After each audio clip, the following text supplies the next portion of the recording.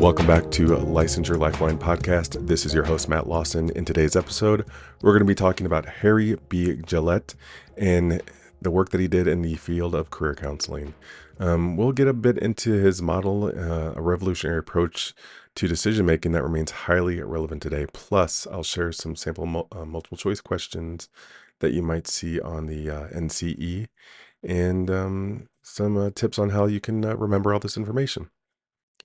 We're going to go back to the 1960s for a second. This time period, you actually saw a really significant development of career counseling during this time period. Up to this point, the way people decided their career paths, their professional paths, really was pretty rigid. Maybe you had some assessments that kind of gave you a handful of things that might best fit your personality. A lot of people, this is a time where a lot of people were just inheriting crafts, kind of going into the family business. There wasn't really, up to this point, there wasn't really that much in the way of, really getting into what a person had going on in their world, what their wants, what their desires were, and then helping them develop a career path from there. Gillette came in and really gave people a more dynamic approach to looking at career counseling and showed them a flexible yet structured model that would help to make better decisions around career and professional path. At the time, this was considered a pretty innovative approach, and it is made up of some multiple key components. First, gathering information. This is the initial phase. The person comes into the career counselor, and the counselor is just getting information about the person to help them really pick a potential career path. So this could be things like their areas of interest, skills, values, external opportunities. The idea here is to really develop a comprehensive understanding of all the factors that go into what a person wants out of their life. Next would be exploring alternatives. So once the information is gathered, it's time to explore various career options. This step encourages an open-minded approach, considering a broad range of possibilities without prematurely narrowing down the choices. Next, a person is invited to weigh outcomes and probabilities. Here you see the person seeking the counseling really collaborating with their career counselor to assess both the likelihood of the outcomes and their desirability around the potential career path.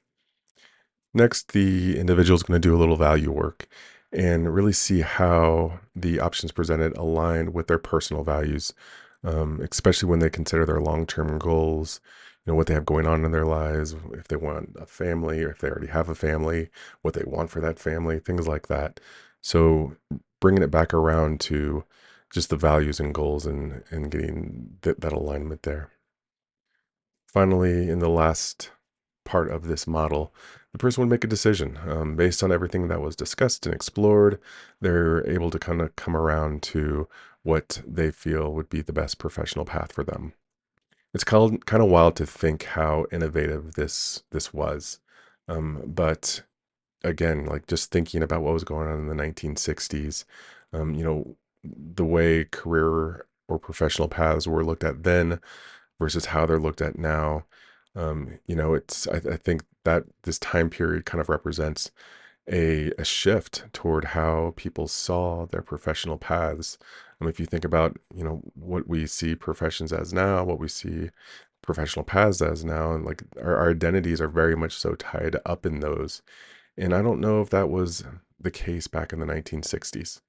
One of the more significant features of this model that really made it stand out was that Gillette viewed this as an evolving process versus just this one-time event.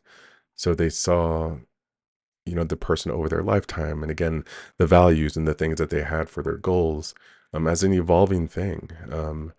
So it really allowed for more flexibility. It allowed for um, something that was just really valuable that gave counselors the opportunity to really align people with what help people align with what they wanted to do with their lives. Okay, let's review some questions for from the NCE for this individual.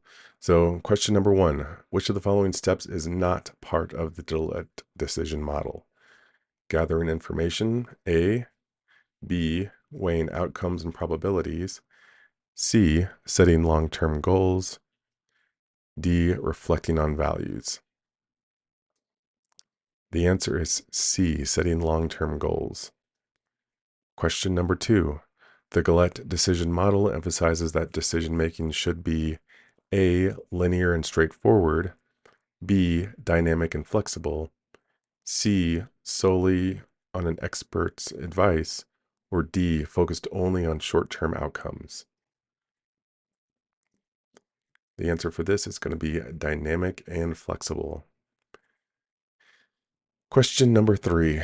In the Gelatt Decision Model, the step of developing discrepancy is primarily about A. Aligning options with personal values, B. Collecting relevant data about career paths, or C. Understanding the risks and benefits of each choice, or D. None of the above. The answer for this one is going to be D. None of the above. With all those, you can just go back and re-listen to what I just heard if you missed any of those. Now for my favorite part of the episode, some mnemonics to help you better remember this information. So first up, I'm going to give you an acronym, GEWRM,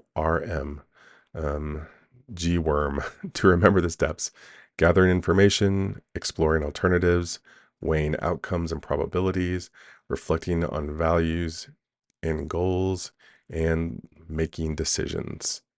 GEWRM. Visualization around this one. Imagine a decision tree with branches representing different career paths. Visualize yourself collecting leaves, information, exploring different branches, alternatives, weighing the leaves, outcome, and probabilities, reflecting under the tree, values and goals, and finally picking the right branch, making a decision. I think of this tree too with the G-worm acronym written right up the side of it. And then you have all these different branches that can give you that bit nice visualization. And then finally, a storytelling mnemonic that you might want to lean into a bit here. I really love storytelling. I like making little stories up around the things I'm trying to remember. But make up your own story. Again, making the more ridiculous you can make it, the more you can make it connect to your life, the better. All right, that's going to do it for this episode. Thanks again for listening and keep learning.